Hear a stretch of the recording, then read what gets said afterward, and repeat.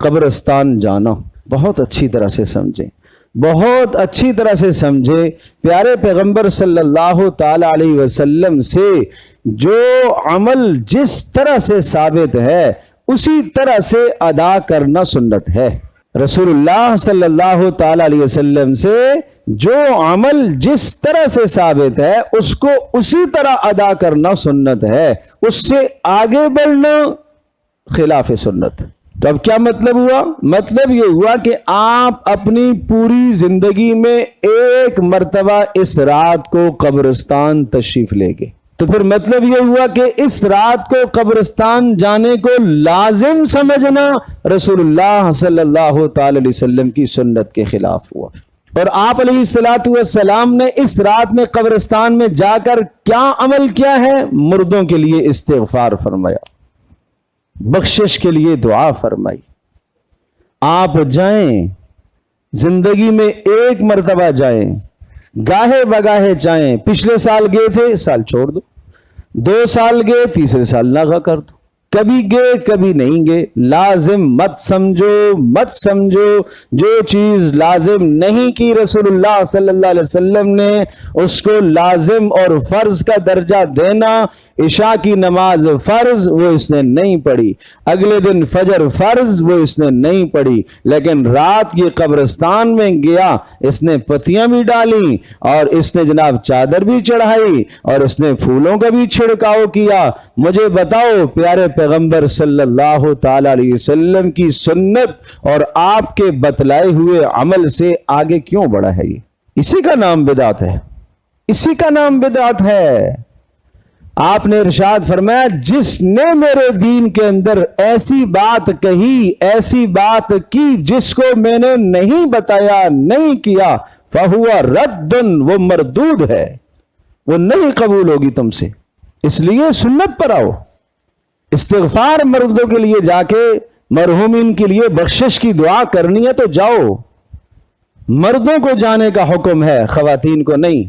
اس قدر مجمع لے کر جانا کہ بچے اور بوڑھے اور بچے اور عورتیں اور وہاں اختلاط اور وہاں پھر جناب پھول اور جناب وہاں پتیاں اور پھر وہاں چادریں اور پھر وہاں چھڑکاؤ پانی، یہ سب چیزیں رسول اللہ صلی اللہ علیہ وسلم نے نہیں کی بھائی۔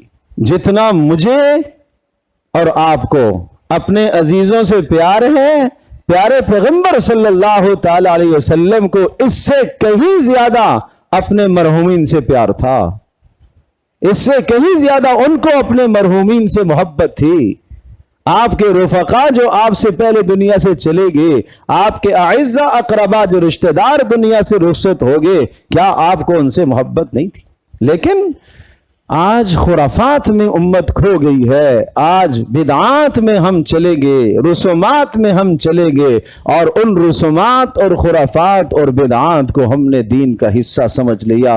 پیارے پیغمبر صلی اللہ علیہ وسلم کا اعلان سن لو، وہ عمل جو آپ علیہ السلام نے نہیں کیا، آپ کہیں گے ارے نہیں کیا تو ہم نے کر لیا تو ثواب ہی تو ہے۔